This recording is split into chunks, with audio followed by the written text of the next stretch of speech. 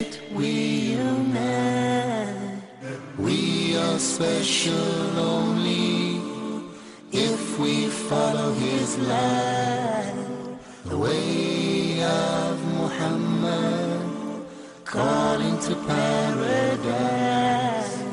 Ya Allah, Ya Allah, we are your servants, Ya Allah, Ya Allah.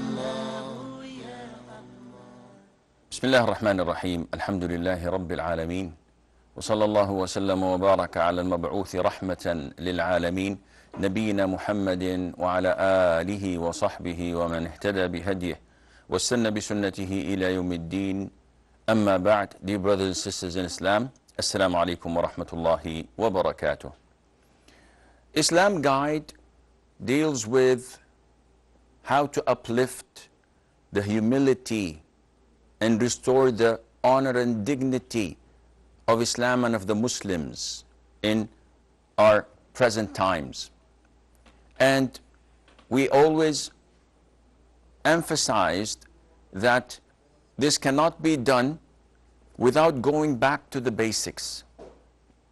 Otherwise, unless we return to our religion, Allah Azza wa Jal would not change the way we are today.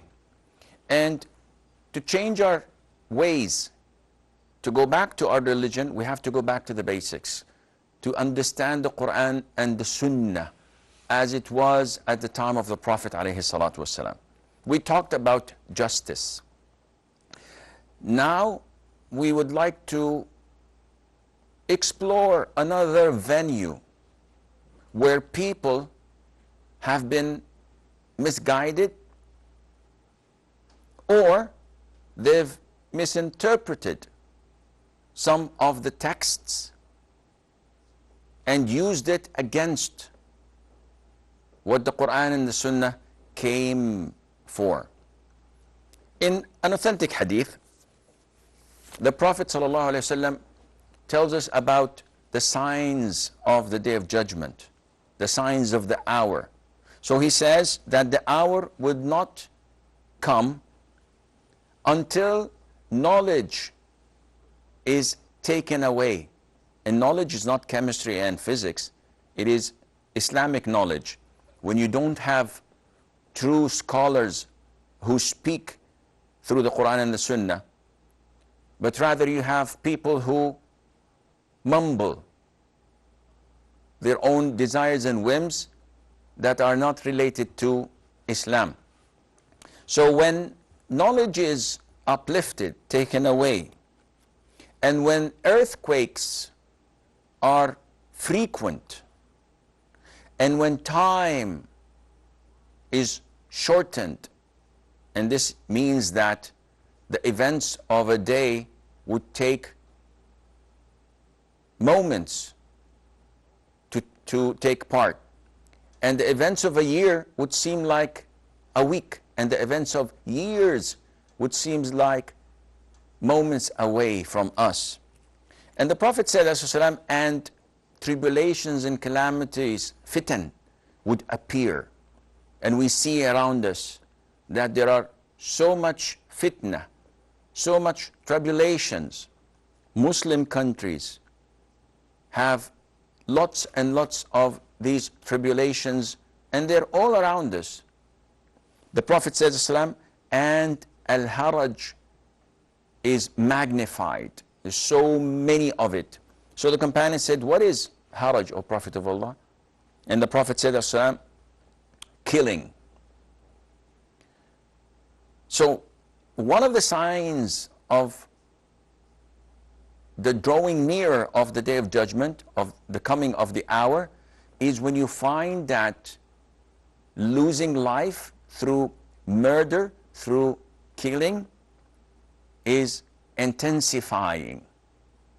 And we see on daily basis the amount of killing, murders, assassinations, bombing, carnage, so much bloodshed that is all over the news. And unfortunately, some may have the audacity to attribute it to Islam. And Islam has nothing to do with it. So now the media is intensifying the focus, and they come to any terrorist act and they try to stick it to Islam and to the Muslims, so that they can brainwash the people that Islam, a religion that has been around for the past 15 centuries with a population of not less than 1.7 billion Muslims, they want to brainwash people that it is a religion of violence and of killing. So much that people may say that Islam is a religion of hatred, of violence, of bloodshed. And in a response to a Twitter yesterday, when a non-Muslim said that your Lord is a Lord of hatred, I said, with all due respect, if our religion is a religion of hatred, which is a religion of a 1.7 billion human being living on earth, you infidels, you disbelievers would not be alive today. If our religion orders us to kill you, you wouldn't be existing anymore.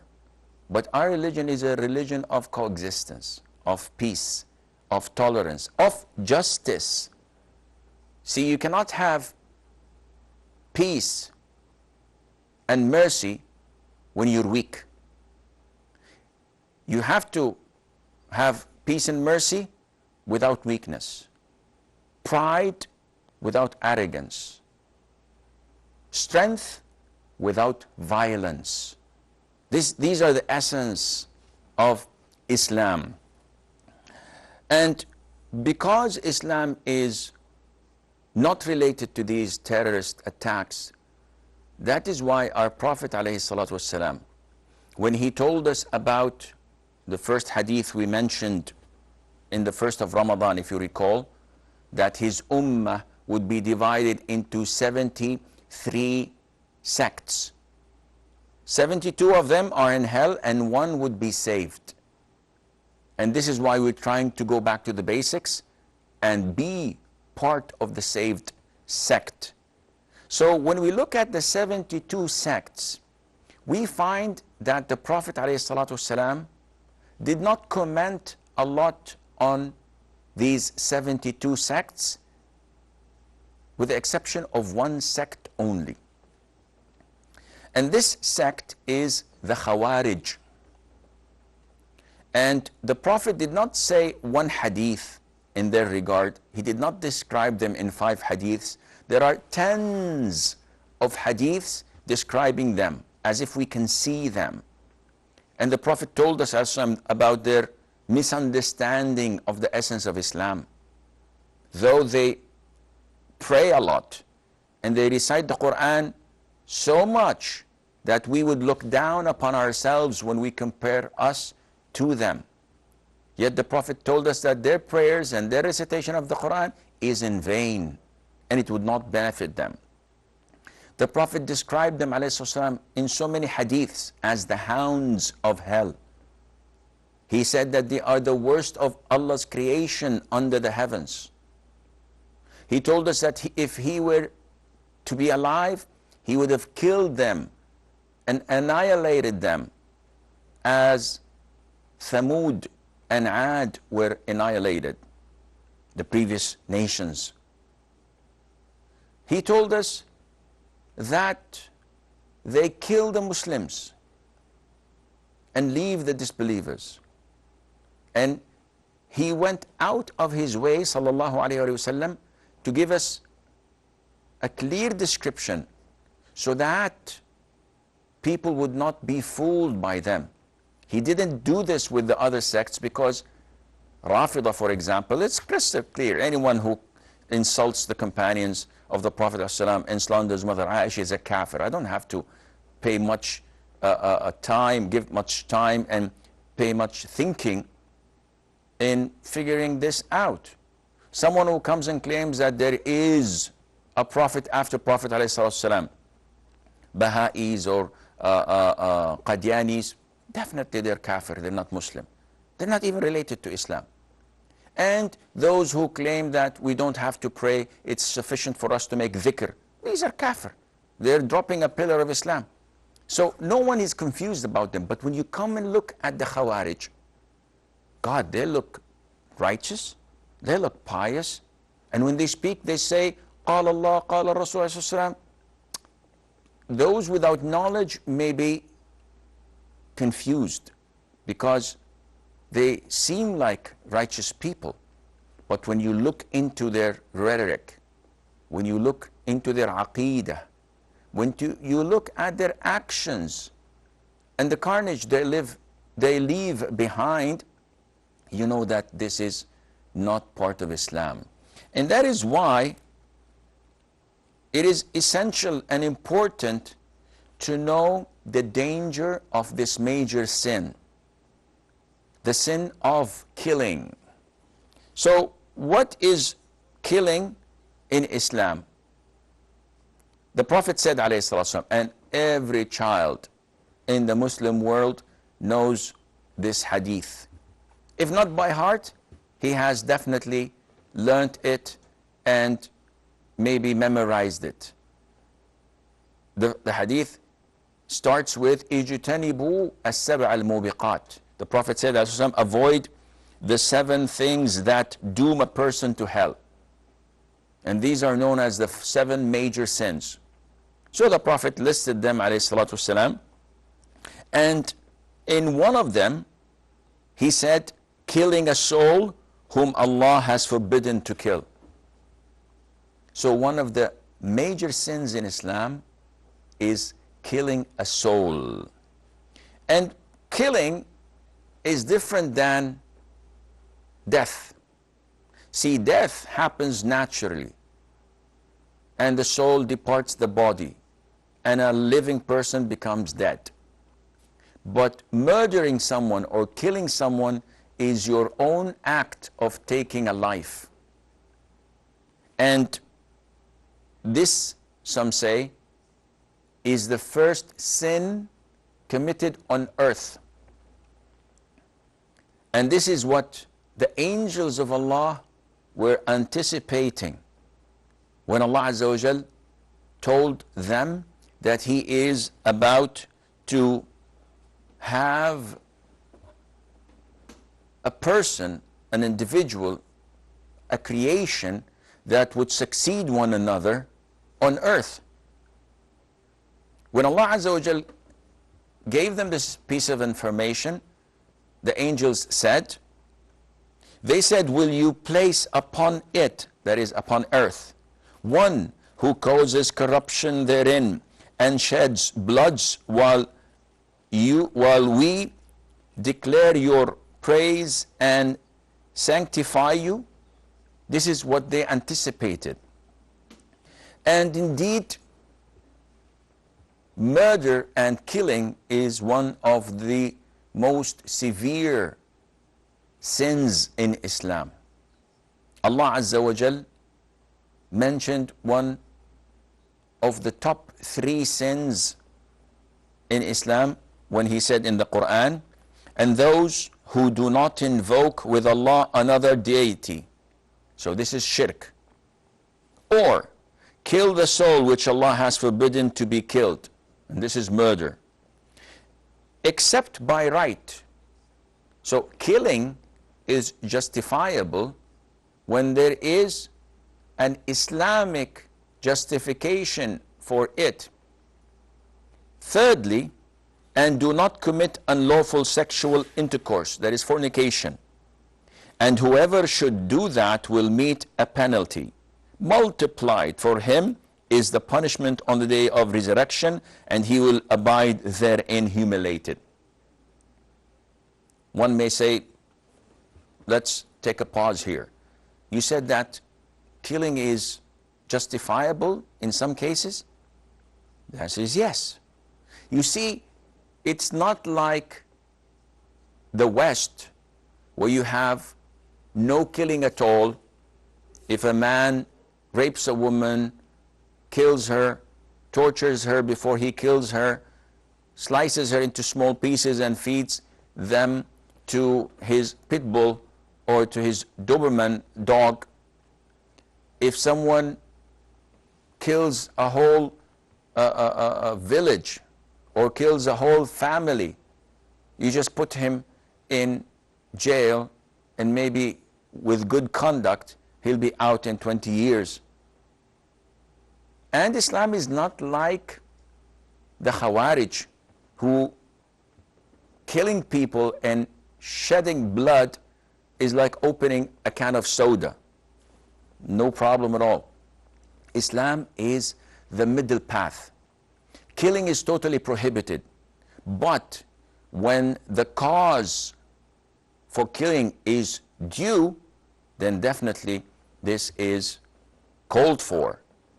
And this was explained in the hadith of Ibn Mas'ud, may Allah be pleased with him, that for the ruler to kill someone, and killing, by the way, is only for the Muslim ruler and by his instruction, which usually is stemmed from a panel of judges who investigate, interrogate, and then come out with the verdict. So the Prophet tells us ﷺ, that it is not permissible to kill a Muslim except if he kills another soul, or he has been previously married and committed the act of adultery and it was proven, or if he apostatizes and leaves the religion altogether. Therefore, you have to channel this and have a great or good understanding to it. The Prophet ﷺ told us about the gravity of killing in Islam. He said, any sin Allah Azza wa Jal might forgive. So any sin you commit, there's a possibility that on the Day of Judgment, as we are belonging to Allah and Allah owns us, it is possible that Allah forgives. The Prophet says, any sin, it is possible for Allah to forgive, except a man killing a believer deliberately and intentionally, or a person dies in the state of disbelief. And to us Muslims, anyone who dies as a non-Muslim is a disbeliever, which means that Allah will never forgive him his sins, and he will abide in hellfire forever. And this is not because I'm a Muslim and I'm saying this. This is because this is what the Quran says. This is what the owner of heaven and hell has declared, that only those who believe will enter paradise, and those who disbelieve will enter hell. Killing is a serious, major sin in Islam, to the extent that some of the companions took this hadith for its face value and said that killing a person deliberately is unforgiven by Allah Azza wa Jal. So they said anything you do can be forgiven except shirk, which is associating others with Allah, and killing a soul deliberately. And we will inshallah go on to explain and elaborate on this serious issue tomorrow. As for now, we have a short break. Afterwards, the lines are open for your phone calls, so stay tuned. Ya Allah, Ya Allah, Ya Allah, we are your servants, Ya Allah. Assalamu alaikum and welcome back. Sister Fatima says that her husband works in Canada and he earns, but he has a separate saving account. So what he earns he saves some of it and spends some of it, and the rest remains with him, but this doesn't stay for long, maybe 3-4 months, and then it all goes away. So does he have to give zakat on his earning or on his savings? We frequently said that there are two conditions for zakat. Without them, zakat is not mandatory. One, that the money reaches the threshold, which is approximately 595 grams of silver. And in reals, it's about 1800.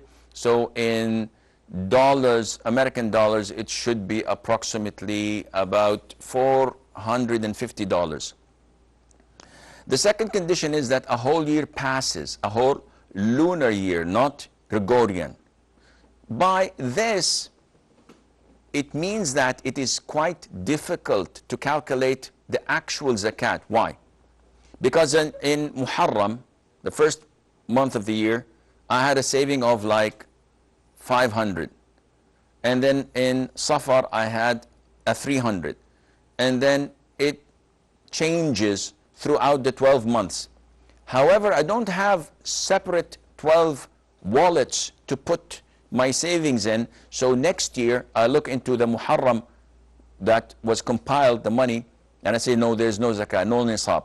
In Safar, I combine Muharram and Safar together and see if it reaches the threshold, and then give the zakat on that. This is difficult. It's time consuming and it's confusing at times. Therefore, scholars say that the best way to make it easy for you is to designate, for example, the 1st of Muharram. This is the day when I started work. So the whole year I have no zakat. The following year, the beginning, the 1st of Muharram, I look at whatever savings I have, whether it began a year ago or I deposited it a month ago, regardless.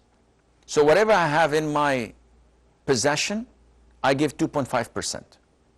And I don't care for the rest of the whole year until the time for zakat of the following year is due. Then I do the same process, and this way you would be, inshallah, at ease. She has a second question, and that is that she lives in a non-Muslim country. And we know that in Europe and the US and so on, they do not allow the adhan to be called. And she misses the adhan, and every Muslim misses this. Her question is it permissible to listen to the app on my phone giving the adhan and me repeating behind it? The answer is no. Because adhan is a form of worship, it's a ibadah. It has to be done by an individual present, and it has to be done at the specific time. So listening to it from an app does not do the job, nor listening to it from a recording. However, let your husband call the adhan. Let your son call the adhan in the house, and then he would get the reward of anything in the house that is listening to him. So even the tea table, even the sofa, even the chandeliers, even the carpets, all of this would testify on the Day of Judgment for your son or for your husband who had called the adhan, that I heard him calling the adhan and giving the kalima of tawheed, etc. On the Day of Judgment, this is a great reward, and also you can repeat behind him and get the reward as well. And we have a question from Muhammad, I think his name. He says, is it allowed to read the Quran by seeing it while in prayer? This question can have two answers depending on the situation. If a person is an imam, or if I'm praying on my own night prayer, taraweeh, tahajjud, and I want to open the Quran and read from it so that I can cover as much as possible of it, and at the same time prolong my prayer, or open my mobile phone or PDA or whatever app I can find to recite the Quran, this is acceptable. There's no problem in that. If you're an imam leading the prayer, or if you are an individual praying on your own. However, if you are a ma'moom, if you're praying behind a person, so you're in a masjid and the imam is leading the prayer, what's the ruling on me opening the Quran? Scholars say that this is totally not recommended. Why? First of all, because you will be abandoning a number of sunnahs. The first sunnah is listening to the imam. You're not listening, you're reading. The second sunnah is that in prayer, I should be looking at the place of my prostration. I'm not doing this. I am reading in the Quran. The third sunnah is that when standing, the sunnah is to put the right on the left on the chest. But now you are not putting your right because you're holding the mushaf. And at the same time, you'll be distracting those standing next to you. Because every time you want to turn the page or open the Quran, there are movements that you're making, and those next to you are distracted by it. And finally, when you prostrate, so many people prostrate while holding the Quran, so they put their fist with the Quran held and the palm of the other hand. And this is wrong. You have to prostrate on both your palms. Some of them put it under their arms, but then their prostration would not be complete. Therefore, it is not at all recommended for a Muslim to do this. Not only that, a lot of the brothers and sisters ask about following the imam when he's reciting the Quran, yet reading the tafsir. So they read the tafsir of the Quran so that they can understand in English what the imam is saying in Arabic. And this is totally prohibited. This nullifies your prayer, because you're engaged now in reading something other than the Quran. This is a translation of a person who translated the meanings of the Quran. It might be right, it might be wrong, but it is definitely not the Quran. This is a translation of the meaning. So you cannot do this in Salat, and this would void your Salat. Another brother asked about, I think it's pronounced transliteration. So it is not a translation, but rather it's writing the words of the Quran in the English letters. And some scholars prohibited such an act because this is a form of mutilation and manipulation of the Quran itself. It should be in Arabic.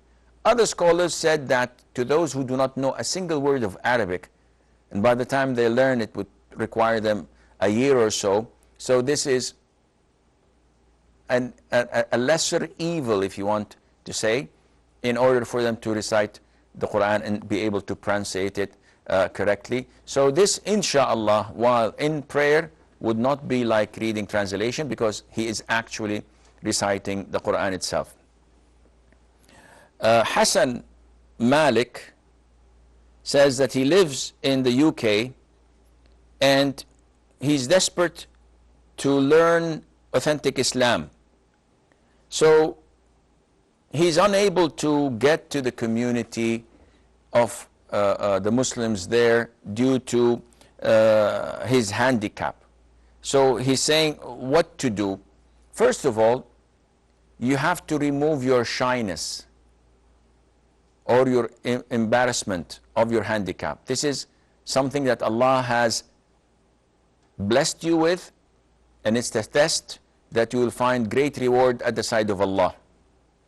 Secondly, you have to barge in the community. You have to throw yourself once, twice, maybe more, until you get acquainted with them and they get to know you. then inshallah you will find people in the masjid willing to go out of their way to accompany you to the masjid every single salat, to accompany you to talks and to lectures, because they would feel that this is part of their religion and of giving a helping hand to a Muslim brother. You should not be shy of doing this, because you are opening a door of great reward to the Muslims in your community.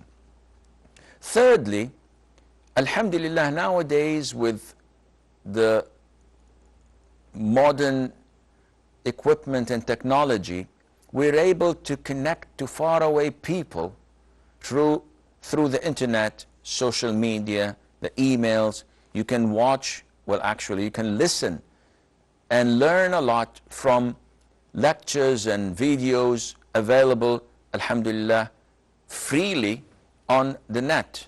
So you should not feel despair. You should not doubt yourself. You should pay more attention on increasing your iman, even if you were alone on an island. Don't fall victim to the whispers of shaitan. You have to fight. You have to look at the positive aspects of your life and invest in them. Utilize them to get closer to Allah Azza wa Jal. I'm reading questions from the emails. I don't know if we have a problem with the phone calls, because I don't see anyone calling, or maybe the program is becoming a little bit boring.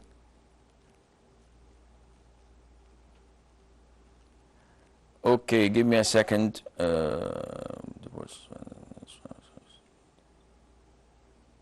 Now the sister says that my husband divorced me while I was in my monthly cycle, on my menses. And I heard you talk on Peace TV that divorcing the spouse is prohibited, and she presumed that the divorce is invalid. So she wants an explanation. Now, usually, I'll get back to Sister Maryam's question. We have Sister Khadija from Bahrain. Assalamu alaikum, Sheikh. Salamatullah. Alhamdulillah. Thank you for calling. You've saved the program.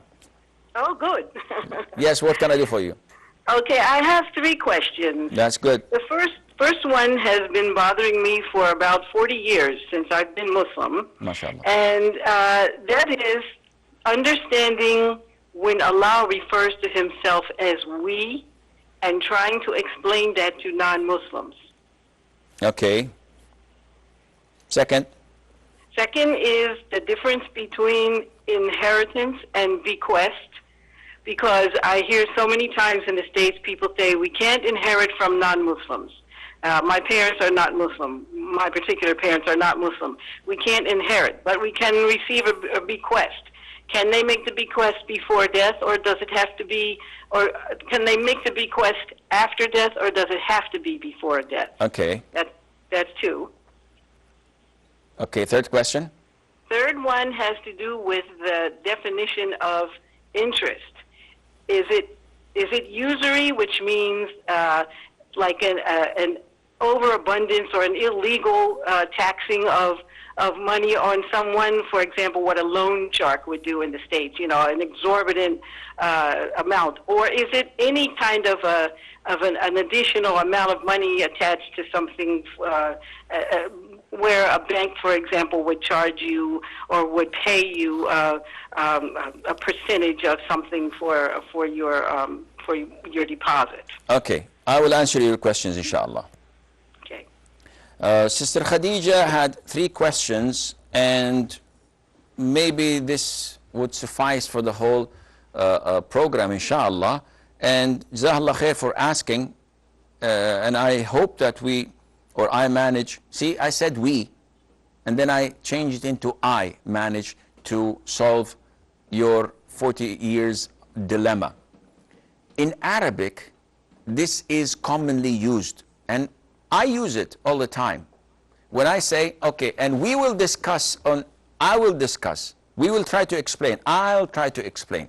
In Arabic, there is the pronoun that refers to the individual, and if that individual is so great and influential, he may use the plural to explain. So I would say, I, the president of so-and-so company. Queen Elizabeth would say, we, the Queen Elizabeth, decree that so-and-so, Sheikh Hassan becomes a knight, for example. Who cares, become a knight or a day? Anyhow, so it comes as part of the language, and it's found in other languages. So when Allah says we, this is Allah, the owner of the heavens and the earths and everything you see and you do not see.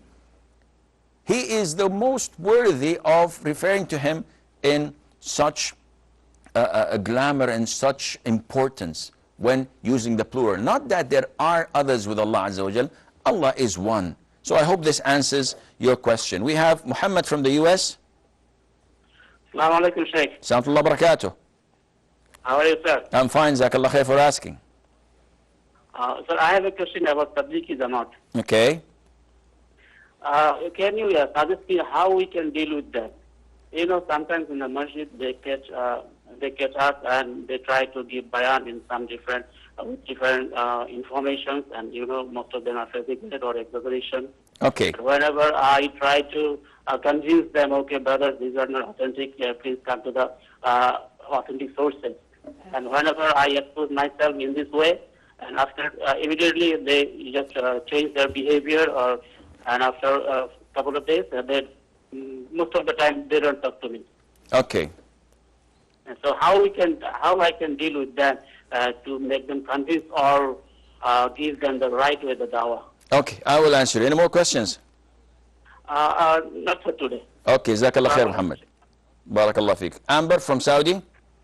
Assalamu alaikum, Sheikh. Assalamualaikum. Sheikh, I have two questions. Yes. First one, when we are saying about Tarawih, I notice when we stand up each time for the rakah, or even after the Taslim, when the Imam starts the second rakah, I feel like he right away goes to Surah Fatiha. Shouldn't we first say the Sana, like Subhanakallahumma, that we have to recite it every rakah in the beginning, right? Okay. Surah Fatiha. Second question. I want to know if it's okay to recite Surah Jummah on the day of Jummah. In what?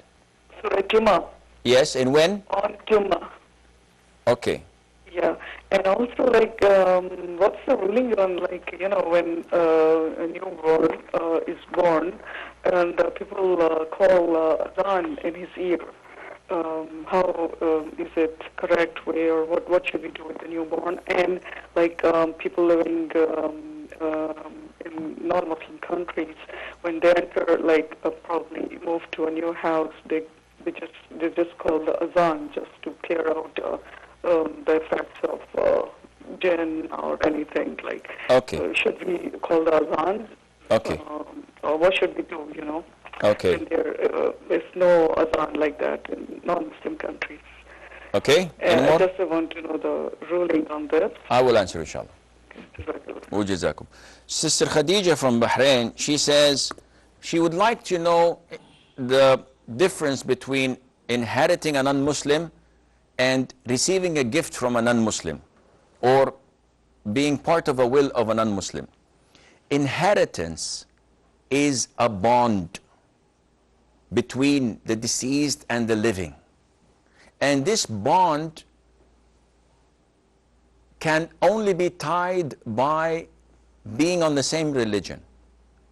So the Prophet said, ﷺ, clearly that a Muslim does not inherit a non-Muslim. And a non-Muslim does not inherit a Muslim. So the bond is not there anymore. So your parents, if they're non-Muslims, you cannot inherit them. By inheriting them, meaning that there is a prescribed percentage or share in their property and wealth for you. By Allah Azza wa Jal, not by man-made laws. But due to the fact that they are of a different religion, You cannot inherit them. However, if they write in their will, of course before they die, after they die they cannot write.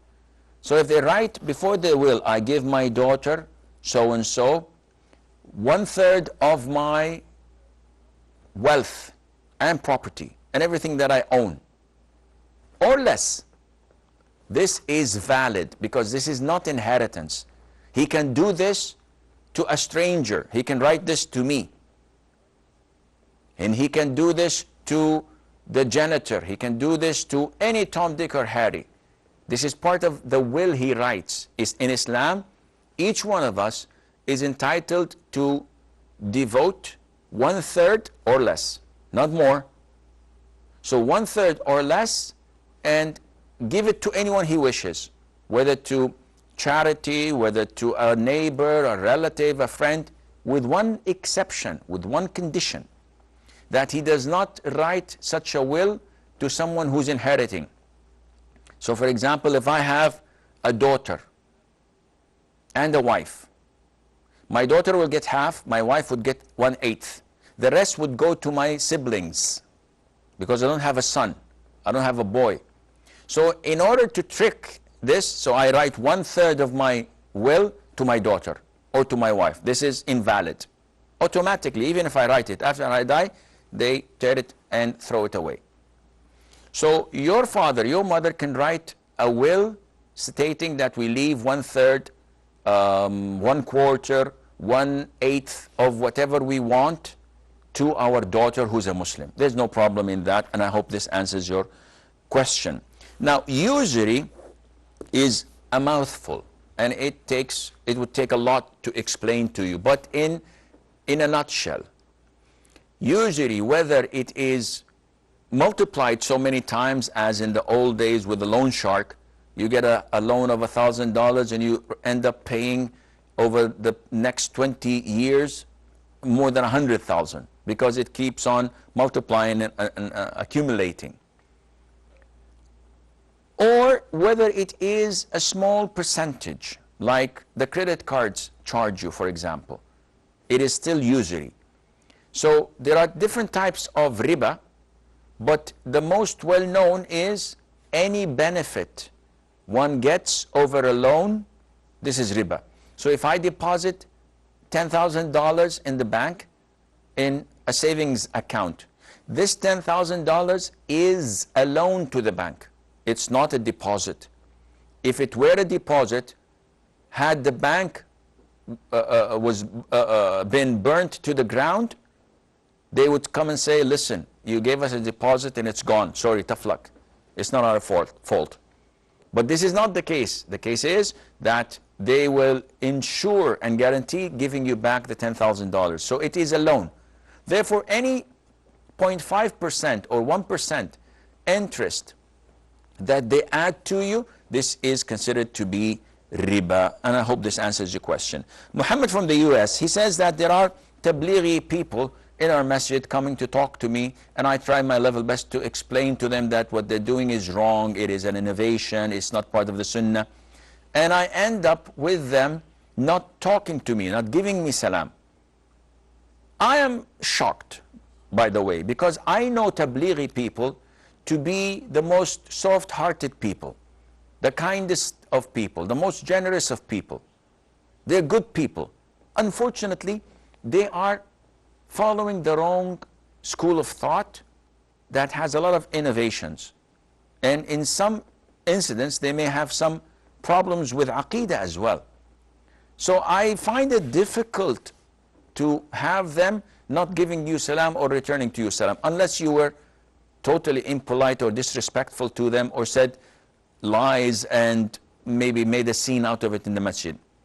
My approach would be is to always meet with them, have a smile in their faces, talk to them, give them advice slightly and lightly without accusing people or saying that this is kufr, this is shirk, this is, and make them feel like they are already in hell. No, be kind and soft to them, try to bring them closer to the sunnah as possible while keeping the Muslims bond between you. This is the best way, inshallah. Amber says, Isn't it in Taraweeh recommended to say Sana or the inauguration dua? سبحانك اللهم وبحمدك تبارك اسمك تعالى جدك ولا إله غيرك, or وجهت وجهي, or اللهم باعد بيني وبين خطاياي. It is sunnah. But if one deliberately does not say it, there's nothing wrong. And unfortunately in Taraweeh, people are focusing much on the quantity rather than the quality. So the way they recite the Quran so quickly, who's running after you? Who are you racing? This is wrong. Why aren't you doing the sunnah of saying Allahu Akbar and saying the dua al-istiftah, then a'udhu shaitan rajim, bismillah ar-Rahman? One of the brothers came to me after Salah yesterday and said, what's your ruling on saying bismillah in the beginning? Because the Imam says Allahu Akbar, alhamdulillah rabbil alameen. He doesn't even say bismillah. So these people have to come back to the senses. Reciting Surah Al-Jum'ah on a Friday is not part of the sunnah. Adhan in the newborn ear, this is not part of the sunnah. There is a hadith, but the hadith is not at all authentic. Yet it is a well-known ritual in the books of fiqh, because the books of fiqh are not usually based on authentic hadith. It is based on what the Imam said, on what the Sheikh said, on what so-and-so said. Therefore, you have to go back to the basics, and this is part of our program. And finally, what's the ruling on giving the adhan in a new house? This is an innovation. This is not part of Islam. Adhan is to be called only at the time of the salat to inform people that the salat time has begun. But to ward off jinn by doing it, this is an innovation. You want to ward off jinn? Recite Surah Al-Baqarah in your house the minute you set foot in it. This is all the time we have. Until we meet tomorrow, same time, I leave you fi amanillah. Wassalamu alaikum wa rahmatullahi wa barakatuh. I am a Muslim, Quran is my guide. I hear the calling adhan, with it we unite. We are special only if we follow his light. The way of Muhammad, calling to paradise. Ya Allah, Ya Allah, we are your servants, Ya Allah. La ilaha illallah, Muhammadur Rasul.